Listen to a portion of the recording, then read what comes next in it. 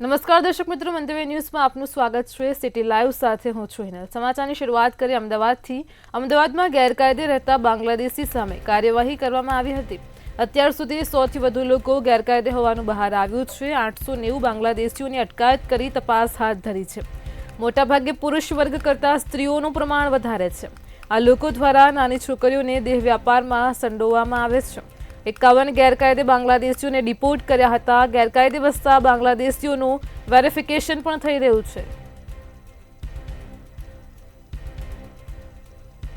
ઉલ્લેખનીય છે કે જે પ્રકારે જમ્મુ કાશ્મીરના પહલગામના આતંકી હુમલાનો મામલો પ્રકાશમાં આવ્યો, સમગ્ર દેશભરમાં હવે કડક કાર્યવાહી થઈ રહી છે। પહેલા તો પાકિસ્તાનીઓના વિઝા રદ થયા, પાકિસ્તાનીઓને દેશની બહાર કાઢવામાં આવ્યા છે। હવે ગેરકાયદે રહેતા બાંગ્લાદેશી સામે પણ કડક કાર્યવાહી થઈ રહી છે। 890 બાંગ્લાદેશીઓની અટકાયત કરવામાં આવી છે। તપાસ હાથ ધરાઈ છે। ખાસ કરીને નાની છોકરીઓને દેહ વ્યાપારમાં ભારતમાં લાવવામાં આવી હતી, ડિપોર્ટ કર્યા હતા। તેમ છતાં પણ બાંગ્લાદેશીઓ પરત આવ્યા છે। તો ક્રાઇમ બ્રાન્ચે અગાઉ પણ બાંગ્લાદેશીઓને ડિપોર્ટ કર્યા જ હતા। અમદાવાદમાં ગેરકાયદે રહેતા બાંગ્લાદેશી સામે કડક કાર્યવાહી કરાઈ છે। 100થી વધારે લોકો ગેરકાયદે હોવાનું બહાર આવ્યું છે। 51 ગેરકાયદે બાંગ્લાદેશીઓને ડિપોર્ટ કર્યા હતા। કુલ મળીને 890 બાંગ્લાદેશીઓ સામે આવ્યા છે। ખાસ નાની છોકરીઓને દેહ વ્યાપારમાં સંડોવવામાં આવે છે। પુરુષો કરતાં સ્ત્રીઓનો વર્ગ વધારે છે। જી બિલકુલથી જો વાત કરવામાં આવે તો જે પ્રમાણે પાકિસ્તાનના આતંકવાદીઓ દ્વારા જે પ્રમાણે કાશ્મીરના પહેલગામ ઉપર જે પ્રવાસીઓને 27 જેટલા જે નિર્દોષ પ્રવાસીઓને જે મોતને ઘાટ ઉતાર્યા હતા, દુઃખદ ઘટના હતી, તેને પગલે સમગ્ર રાજ્યમાં રાજ્ય પોલીસ વડા દ્વારા આદેશ છે તે આદેશ આપવામાં આવ્યા હતા કે જેટલા પણ જે વિદેશથી આવેલા નાગરિકો અથવા તો ભારતની અંદર ગેરકાયદેસર રીતે જે બાંગ્લાદેશીઓ વસવાટ કરે છે ને ક્યાંક જે પાકિસ્તાનને આંતરિક મદદ છે તે મદદ કરી રહ્યા હોય તેવા લોકોને શોધી કાઢી અને તેમને બાંગ્લાદેશ ખાતે ડિપોર્ટ કરવા માટેની જે સૂચનાઓ છે તે સૂચના આપવામાં આવી હતી। તેને લઈને અમદાવાદ ક્રાઇમ બ્રાન્ચ દ્વારા ચંડોળા વિસ્તારમાંથી 890 જેટલા જે બાંગ્લાદેશીઓ છે કે જે વર્ષોથી ત્યાં આગળ રહેતા હતા તેમને તપાસ અર્થે ક્રાઇમ બ્રાન્ચમાં લાવવામાં આવ્યા હતા, જેમાંથી 100 જેટલા જે બાંગ્લાદેશીઓ છે તે બાંગ્લાદેશીઓ ગેરકાયદેસર રીતે વસવાટ કરતા હોવાનું સામે આવ્યું છે। તે લોકોને અગાઉ પણ અમદાવાદ ક્રાઇમ બ્રાન્ચ દ્વારા જે બાંગ્લાદેશ ખાતે રિપોર્ટ કરવામાં આવ્યા હતા, પરંતુ એન કેન પ્રકારે ખોટા દસ્તાવેજો બનાવીને તે લોકો ભારતમાં છે તે ઘૂસણખોરી કરી રહ્યા છે અને ક્યાંક ને ક્યાંક જે ભારતની જે સંવેદનશીલ માહિતીઓ છે તે પાકિસ્તાન સુધી છે તે પહોંચાડે, જેના કારણે ક્યાંક ને ક્યાંક દેશની સુરક્ષામાં ખતરારૂપ હોઈ શકે। એટલે કે કહી શકાય કે હાલમાં તો જે બાંગ્લાદેશીઓ છે તેમને ગેરકાયદેસર રીતે જે ડોક્યુમેન્ટ બનાવ્યા છે અને ગેરકાયદેસર રીતે જેઓ અમદાવાદમાં વસવાટ કરતા હતા તેમના વિરુદ્ધ કાર્યવાહી છે તે કાર્યવાહી કરવામાં આવી છે। 100 કરતાં પણ વધારે જે ગેરકાયદેસર રીતે જે બાંગ્લાદેશીઓ છે તે અમદાવાદમાં રહેતા હતા તેમને પાછા મોકલવાની જે તજવીજ છે તજવીજ ક્રાઇમ બ્રાન્ચ દ્વારા હાથ ધરવામાં આવી છે અને સાથે જ જે બીજા અસામાજિક તત્વો છે કે જે યેનકેન પ્રકારે પાકિસ્તાનને ફાયદો પહોંચાડે છે તેવા લોકોને પણ શોધી કાઢવા માટે રાજ્ય પોલીસ વડા દ્વારા જે હુકમ છે તે હુકમ આપવામાં આવે છે અને હુકમનું સમગ્ર રાજ્યમાં કડકાઈથી પાલન છે તે કરવામાં આવી રહ્યું છે। જી ક્રાઇમ બ્રાન્ચ દ્વારા સમગ્ર મામલે કાર્યવાહી થઈ રહી છે। અમદાવાદમાં ગેરકાયદે રહેતા બાંગ્લાદેશી સામે કાર્યવાહી કરાઈ છે। અત્યાર સુધી 100થી વધુ લોકો ગેરકાયદે હોવાનું ખુલ્યું છે। હજુ બાંગ્લાદેશીઓના દસ્તાવેજોની પણ તપાસ થઈ રહી છે। અગાઉ પણ બાંગ્લાદેશીઓને ડિપોર્ટ કર્યા હતા, તેમ છતાં પણ બાંગ્લાદેશીઓ પરત ભારતમાં આવ્યા છે। ક્રાઇમ બ્રાન્ચે અગાઉ પણ બાંગ્લાદેશીઓને ડિપોર્ટ કર્યા હતા। 51 ગેરકાયદે બાંગ્લાદેશીઓને ડિપોર્ટ કર્યા હતા।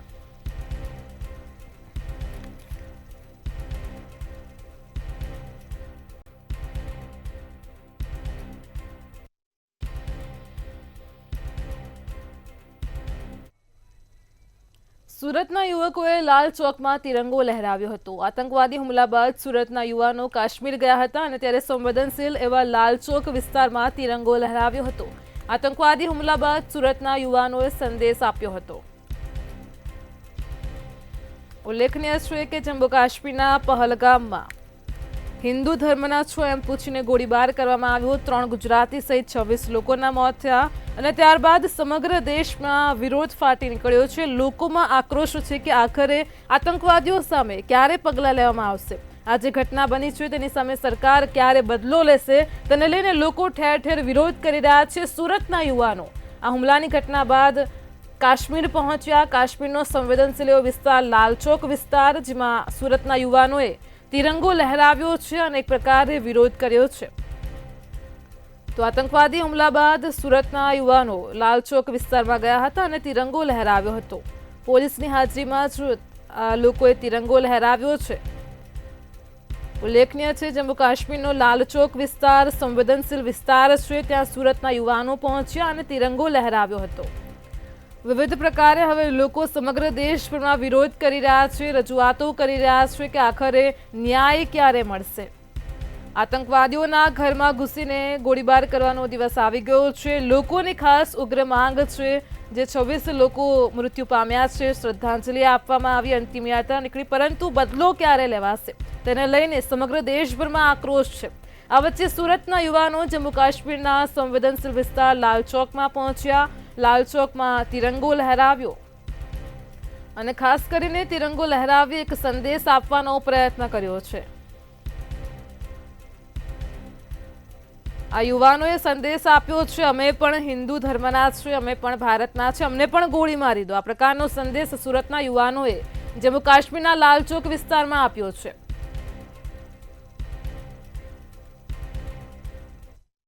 કાશ્મીરમાં આતંકવાદી હુમલો થયા બાદ લોકોમાં બારોબાર રોષ જોવા મળી રહ્યો છે. તેવામાં મેં હિન્દુ હું, માર દો ગોલીના ટી-શર્ટ પહેરીને 4 જેટલા યુવાનો સુરત ખાતેથી જમ્મુ કાશ્મીર પહોંચ્યા હતા અને ત્યાં જઈને તેઓ દ્વારા કાશ્મીરના લાલચોક ખાતે તિરંગો લહેરાવવામાં આવ્યો હતો. એટલું જ નહીં, ત્યાં વંદે માતરમના નારા પણ લગાવવામાં આવ્યા હતા અને એ યુવાનો દ્વારા લોકોને અપીલ કરવામાં આવી હતી કે કાશ્મીર ફરવા આવો, ડરવાની જરૂર નથી, પાકિસ્તાનીઓ તમારા જે ઈરાદા છે એ સફળ નહીં થાય.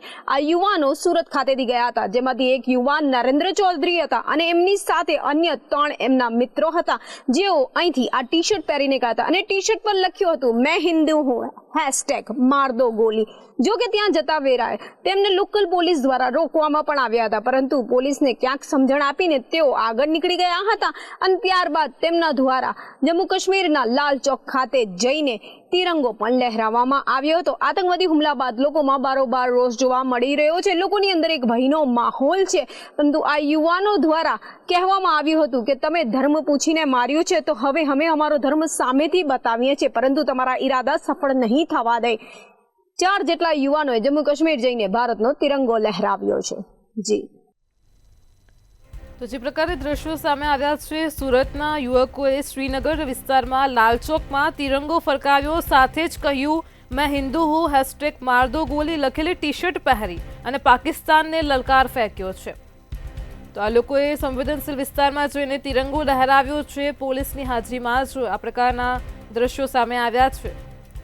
તો સુરતના યુવાનો લાલચોકમાં પહોંચ્યા હતા અને તિરંગો લહેરાવ્યો છે. સુરતથી નરેન્દ્ર ચૌધરી સહિત અન્ય 3 વ્યક્તિઓ આ પ્રકારની ટી શર્ટ પહેરીને જમ્મુ કાશ્મીર ગયા અને ત્યાં આ પ્રકારે સંદેશો આપવાનો પ્રયત્ન કર્યો છે. જણાવવામાં આવ્યું છે કે તમે જમ્મુ કાશ્મીરમાં આવો, પાકિસ્તાનનો જે નાપાક એજન્ડા છે તેને હવે સફળ થવા નહીં દે.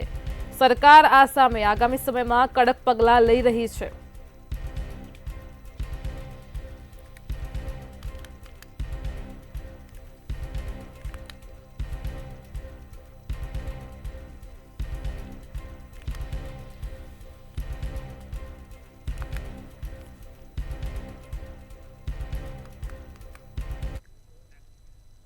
વડોદરા પોલીસને 5 બાંગ્લાદેશીઓ મળી આવ્યા છે. રેલવે સ્ટેશનથી ચેકિંગ દરમિયાન બાંગ્લાદેશીઓ મળી આવ્યા હતા. અમદાવાદ હાવડા એક્સપ્રેસમાંથી બાંગ્લાદેશીઓ મળ્યા હતા. પ્રવાસીઓ બાંગ્લાદેશના નાગરિકો હોવાના પુરાવા પણ મળી આવ્યા છે. તો બાંગ્લાદેશીઓ ઝુંપડપટ્ટી વિસ્તારમાં રહીને કામ કરતા હતા.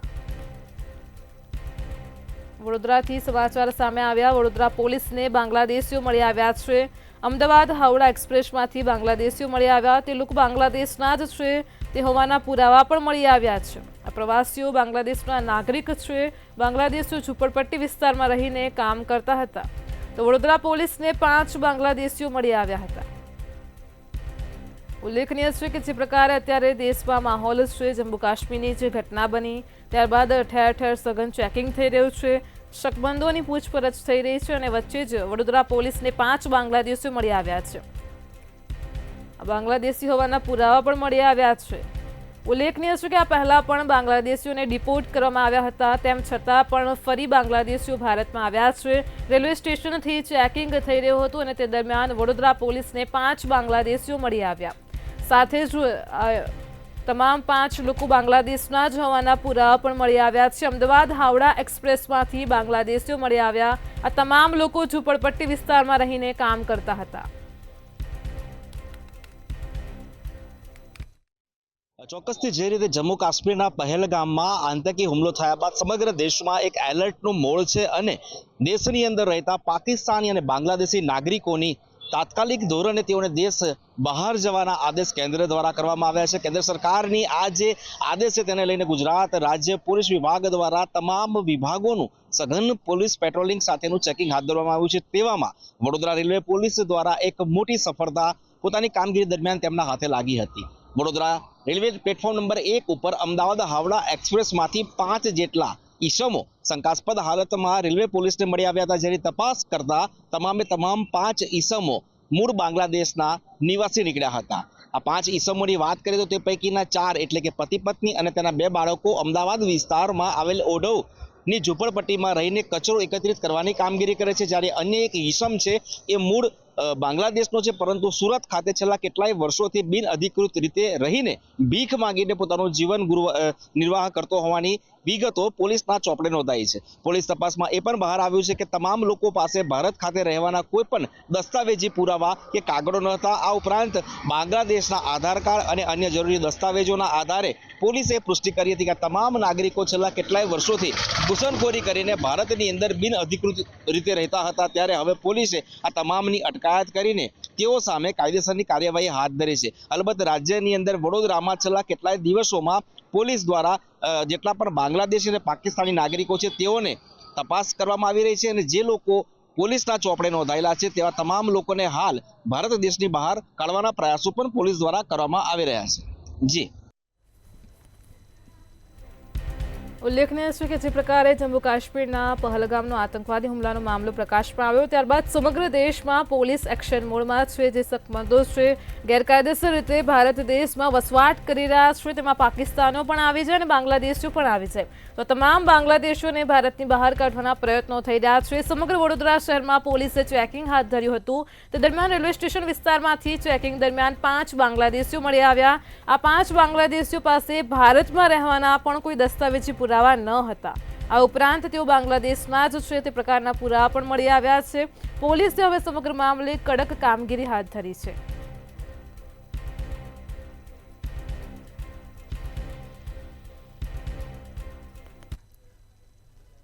રાજકોટના ગોંડલમાં સામાજિક અને રાજકીય ઘમાસણ શરૂ થયું છે. પાટીદાર આગેવાનો આજે ગોંડલની મુલાકાતે આવ્યા હતા. આ મુલાકાત સુલતાનપુરની જનાક્રોશ સભામાં ગણેશ જાડેજાએ આપેલા પડકારને પગલે યોજાઈ હતી. આ દરમિયાન તેમણે ભારે વિરોધનો સામનો કરવો પડ્યો હતો. કાળા વાવટા ફરકાવી અલ્પેશ કઠેરિયાનો વિરોધ કર્યો હતો તો બીજી તરફ અલ્પેશ કઠેરિયાના સમર્થકોએ ગોંડલ મિર્ઝાપુર હોવાની વાતને પણ સમર્થન આપ્યું હતું. ઉલ્લેખનીય છે કે રાજકોટના ગોંડલથી આજે દ્રશ્યો પ્રકાશમાં આવ્યા છે. જે પ્રકારનો સામાજિક અને રાજકીય ઘમાસણ શરૂ થયું છે, લોકો વિરોધ કરી રહ્યા છે. ખાસ કરીને પાટીદાર આગેવાનો આજે ગોંડલની મુલાકાતે આવ્યા હતા. ગણેશ જાડેજાએ આપેલા પડકારને પગલે સભાનું આયોજન થયું હતું. આ દરમિયાન તેમને ભારે વિરોધનો સામનો કરવો પડ્યો હતો. જે પ્રકારે દ્રશ્યો સામે આવ્યા, ગણેશ જાડેજાના સમર્થકો હતા, વચ્ચેથી પૂરપાટ ઝડપે કાર પસાર થઈ. ગોંડલમાં હવે રાજકીય ઘમાસણ શરૂ થઈ ચૂક્યું છે. અલ્પેશ કઠેરિયાના સમર્થકોએ જણાવ્યું કે આ ગોંડલ નથી, મિર્ઝાપુર છે.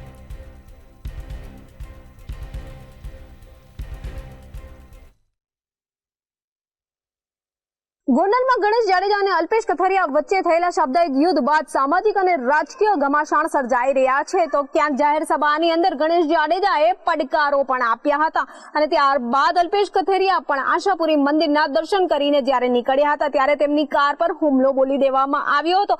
એટલું જ નહીં, આ હુમલા બાદ પોલીસે ચુસ્ત બંદોબસ્ત અલ્પેશ કથરિયા અને જીગીશા પટેલને આપવાની ફરજ પડી હતી. આ તમામ દરમિયાન અલ્પેશ કથરિયાએ સ્પષ્ટ કહ્યું હતું કે કોઈ પણ ગોંડલ આવી નહીં શકે. વ્યવહારિક છે કે તેમના ઉપર હુમલો કરવામાં આવે છે. જ્યાં સુધી ગોંડલમાં રહેશું ત્યાં સુધી વિરોધ થશે.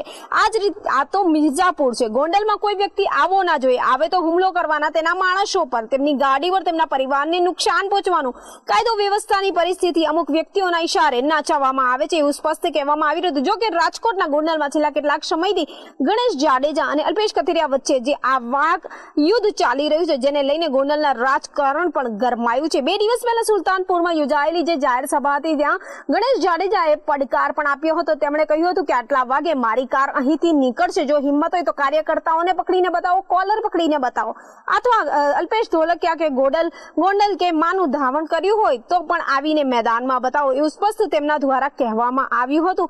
પરંતુ આજે શાબ્દિક યુદ્ધ ચાલી રહ્યું છે જે ઘમાસાણ સુધી પહોંચી ગયું છે. તેમાં કેટલાક લોકો અલ્પેશ કથિરિયાના વિરોધમાં બોલી રહ્યા છે તો કેટલાક લોકો તેમના સમર્થનમાં પણ આવેલા જોવા મળ્યા છે. હવે આ શાબ્દિક યુદ્ધ ક્યાં જઈને અટકશે અને આ જે રાજકીય ગરમાવો છે એ ક્યાં સુધી ચાલશે અને લોકો જે છે કેટલાક સમર્થનમાં કેટલા વિરોધમાં આવશે એ જોઈશું. રાજકોટના ગોંડલમાં હવે સામાજિક અને રાજકીય ઘમાસણ શરૂ થયું છે. અલ્પેશ કથિરિયાનો ઉગ્ર વિરોધ થઈ રહ્યો છે. જે પ્રકારે દ્રશ્યો સામે આવ્યા છે, પોલીસની હાજરીમાં જ લોકો ઉગ્ર વિરોધ કરતા જોવા મળ્યા. ખાસ ગણેશ જાડેજાએ જે પડકાર ફેંક્યો છે તેને લઈને સભાનું આયોજન થયું. આ વચ્ચે જ ભારે વિરોધનો તે લોકોએ સામનો પણ કરવો પડ્યો. તો પાટીદાર આગેવાનો આજે ગોંડલની મુલાકાતે આવ્યા હતા.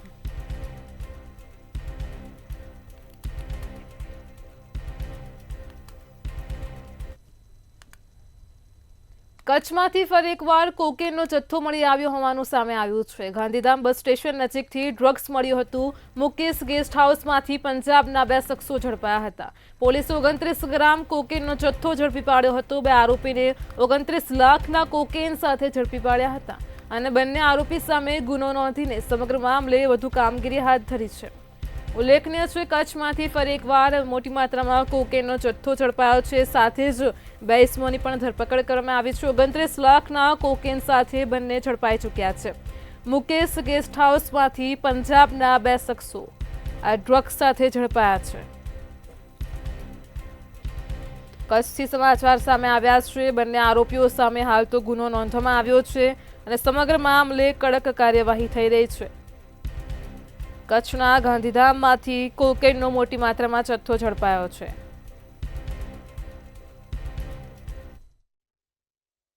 પૂર્વ કચ્છ વિસ્તારમાં આજે વહેલી સવારથી જ પૂર્વ કચ્છની અલગ અલગ પોલીસની ટીમ સર્ચ ઓપરેશન હાથ ધરવામાં આવ્યું છે. ખાસ કરીને વાત કરવામાં આવે તો LCB, SOG સમગ્ર ટીમ અત્યારે હાલ પૂર્વ કચ્છના મેઘપર બોરચી વિસ્તારમાં અલગ અલગ હોટલ સ્પાની આડમાં જે બિન અધિકૃત રીતે બાંગ્લાદેશી મહિલાઓ ટોટલ 6 મહિલાઓ ઝડપાઈ છે. તેમાં ખાસ કરીને જે સ્પાની આડમાં આવેલ બોગસ દસ્તાવેજ સાથે ઝડપાઈ છે અને હાલ પૂર્વ કચ્છની ટીમ તપાસ ચલાવી રહી છે. ખાસ કરીને વાત કરવામાં આવે તો પહેલગામમાં જે આતંકવાદી હુમલો બન્યો હતો તેમાં કુલ 27 જેટલા નિર્દોષ નાગરિકો માર્યા ગયા હતા. તેમને લઈને સમગ્ર ભારત દેશની અંદર જે ઘૂસણખોરી કરી રહેલા બાંગ્લાદેશીઓ છે, મહિલા હોય ચાહે પુરુષ, તેમની હાલ પૂછપરછ થઈ રહી છે. ખાસ કરીને કચ્છની વાત કરવામાં આવે તો કચ્છમાં અત્યારે અંજારના મેઘપર બોરીચીમાં 6 મહિલાઓ ઝડપાઈ છે જે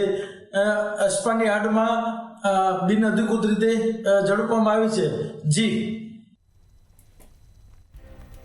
કચ્છમાં કોકેન સાથે 2 લોકો ઝડપાયા છે. 2 આરોપીઓને 29 લાખના મુદ્દામાલ સાથે ઝડપી લેવામાં આવ્યા છે. મુકેશ ગેસ્ટ હાઉસમાં ચેકિંગ હાથ ધરવામાં આવ્યું.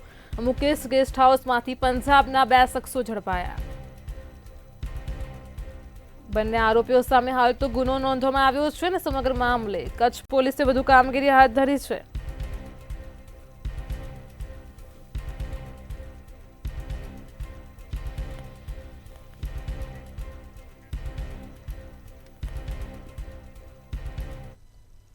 મહેસાણામાં કડીના વેકરા ગામની સીમમાંથી માથાભારે શખ્સે જમીન પોતાના નામે કરાવી હોવાનો મામલો પ્રકાશમાં આવ્યો અને ત્યારે વેચાણ રાખેલી જમીન ઇસમે પોતાના નામે કરાવી લીધી હતી.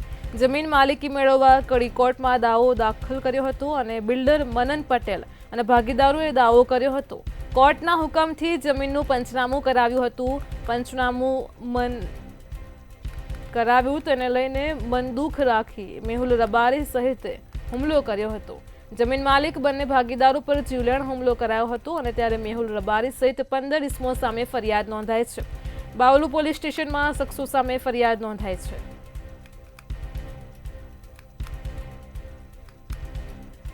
મહેસાણામાં જે જમીન વિવાદનો મામલો છે હવે હિંસક બન્યો છે। પંચનામાનું બંદૂક રાખીને હુમલો કરવામાં આવ્યો છે। વેચાણ પર રાખેલી જમીન ઈસમે પડાવી લીધી। જમીન માલિકી મેળવવા કડી કોર્ટમાં દાવો પણ દાખલ કર્યો હતો। કોર્ટના હુકમથી જમીનનું પંચનામું કરવામાં આવ્યું હતું। તો મહેસાણામાં માથાભારે શખ્સે જમીન પોતાના નામે કરાવી છે। મેહુલ રબારી સહિત 15 ઇસમો સામે ફરિયાદ નોંધાઈ છે।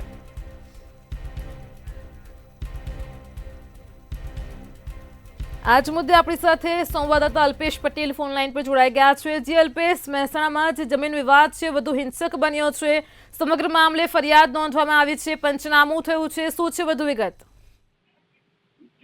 ચોક્કસ જણાવી દઉં કે મહેસાણાના કડી તાલુકાના વેતરા ગામની સીમના અંદર બનાવ બન્યો હતો અને વેચાણ રાખેલી જમીન માથાભારે ઈસમે પોતાના નામે કરાવી લીધી હતી અને જે જમીન માલિક મેળવવા કડી કોર્ટમાં દાવો દાખલ કર્યો હતો અને ત્યારબાદ મનન પટેલ નામના બિલ્ડર અને ભાગીદારોએ દાવો કર્યો હતો અને કોર્ટના હુકમથી જમીનનું પંચનામું પણ કરવામાં આવ્યું હતું અને પંચનામામાં બંદૂક રાખી મેહુલ રબારી સહિતના ટોળાએ હુમલો કરવામાં આવ્યો હતો અને લાકડીઓ અને ધારીઓ અને છરા જેવા ઘાતક હથિયારોથી હુમલો કરવામાં આવ્યો હતો અને જમીન માલિક બંને ભાગીદારો પર જીવલેણ હુમલો કરવામાં આવ્યો હતો અને માથામાં મારીને બંનેના પગ તોડી નાખવામાં અને કમરના મણકો પણ તૂટી ગયો છે હાલમાં તો, અને તેમને સારવાર અર્થે હોસ્પિટલ ખસેડવામાં આવ્યા હતા। ત્યારબાદ એને શરીર ઉપર પહેરેલા દાગીનાની જે દાગીના ચેન હતી ને તે જે ઘડિયાળ પણ તોડી નાખવામાં આવી અને મેહુલ રબારી સહિત 15 ઈસમો સામે બાવલુ પોલીસ સ્ટેશનમાં હાલ તો ફરિયાદ નોંધવામાં આવી છે અને બાવલુ પોલીસ દ્વારા હાલ જે આરોપીઓ હતા તેમને પકડવા માટેની તજવીજ હાથ ધરવામાં આવી છે ને જે કહેવાય કે જે જમીનની જે માલિકી હતી તેને લઈને આ લોકોએ કબજો મેળવવા માટે આવ્યા હતા અને તેને લઈને હુમલો કરવામાં આવ્યો હતો મેહુલ રબારી દ્વારા। જે કહેવાય કે સામાજિક તત્વો બેફામ બન્યા હોય તેવી સ્થિતિ સર્જાઈ છે અને મહેસાણા જે બાવલુ ગામના પોતાની જમીનનો કબજો કરી કોર્ટ કમિશન સાથે પહોંચેલા અમદાવાદના મનન મોટર્સના મનન પટેલ ઉપર 15 થી 17 જણ સામે વધુ સામાજિક જીવલેણ હુમલો કરતા ચર્ચા પામી હતી અને મનન પટેલ અને રિપલ પટેલ અને અમિત શર્મા ઉપર ઘાતકી હુમલો કર્યો હતો અને હાલ જે પોલીસે સ્થાનિક પોલીસે વિલંબિત કામગીરી બાદ ગાંધીનગર રેન્જ આઈજી વિરેન્દ્રસિંહ યાદવ ઘટના સ્થળે મામલા હત્યાની કોશિશ કરવા માટે ધારા હેઠળ એફઆઈઆર નોંધી સૂચના આપવામાં આવી હતી બાવલુ પોલીસને અને બાવલુ પોલીસે એફઆઈઆર નોંધી અને એફઆઈઆર નોંધ્યા બાદ હાલ જે આરોપી હતી તેમને ધરપકડ માટે ચક્રો ગતિમાન કર્યા છે। જી અલ્પેશ, સમગ્ર માહિતી બદલ આપનો આભાર। તો મહેસાણામાં માથાભારે શખ્સે જમીન પોતાના નામે કરાવી છે। સમગ્ર મામલે રેન્જ આઈજીએ એફઆઈઆર નોંધી છે અને વધુ તપાસ હાથ ધરી છે।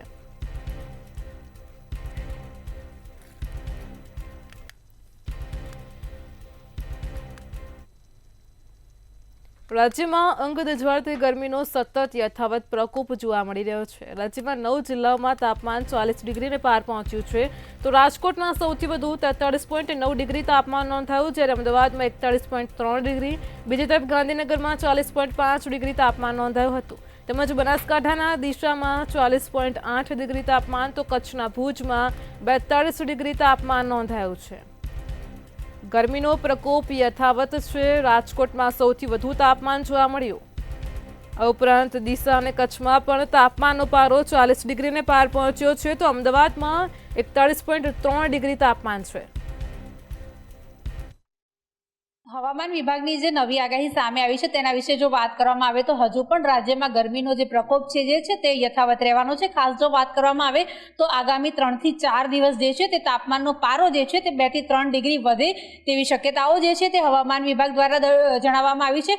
ખાસ જો વાત કરવામાં આવે તો સૌથી વધારે તાપમાન રાજકોટનું નોંધાયું છે અને રાજકોટનું જે તાપમાન જે છે તે 43.7 ડિગ્રીની આજુબાજુમાં નોંધાયું છે, જેના કારણે થઈને ખાસ એ ટાઈમે જેમાં બપોરનો ટાઈમ છે 12 થી લઈને લઈને 4 વાગ્યાનો સમય, તે દરમિયાન જાણે ચામડી જે છે તે બળતી હોય તેવો અહેસાસ લોકોને થાય તે પ્રકારની ગરમી અત્યારે હાલ પડી રહી છે. હજુ પણ 3 થી 4 દિવસ આ પ્રમાણેનું વેધર રહેવાનું છે. ખાસ જો વાત કરવામાં આવે તો અમદાવાદ વિશે વાત કરીએ તો અમદાવાદમાં પણ જે તાપમાનનો પારો જે છે તે 42 અને 43 ડિગ્રીની વચ્ચે રહી રહ્યો છે.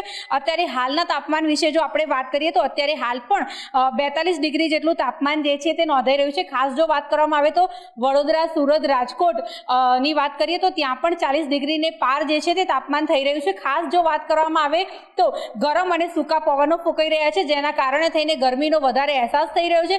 અત્યારે હાલ તંત્ર દ્વારા પણ લોકોને 12 થી 4 નો જે સમય છે તે દરમિયાન બિનજરૂરી કામ ના હોય તો ઘરની બહાર ના નીકળવા માટે થઈને પણ કહેવામાં આવ્યું છે. અત્યારે હાલનું વેધરની વાત કરવામાં આવે તો અત્યારે હાલ જ્યારે બપોરનો સમય છે, લગભગ 4 વાગવાની આસપાસનો આ સમય છે ને અત્યારે હાલ 42 ડિગ્રી તાપમાન નોંધાઈ રહ્યું છે. હજુ પણ 5 વાગ્યા સુધીમાં આ જે પારો જે છે તે એક વધારે થઈ શકે, એટલે કે 42 થી લઈને 43 ડિગ્રી પહોંચે તેવી શક્યતાઓ છે.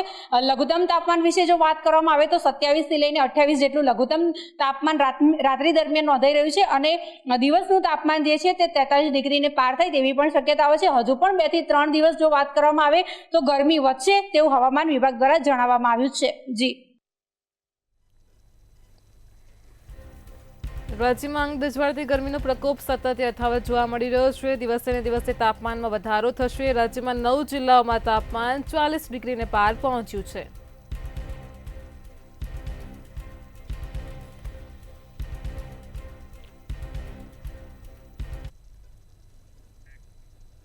સિટી લાઈવમાં હાલ આટલું જ. પડે પરની અપડેટ મેળવતા રહો માત્ર મંતવ્ય ન્યૂઝ પર. નમસ્કાર.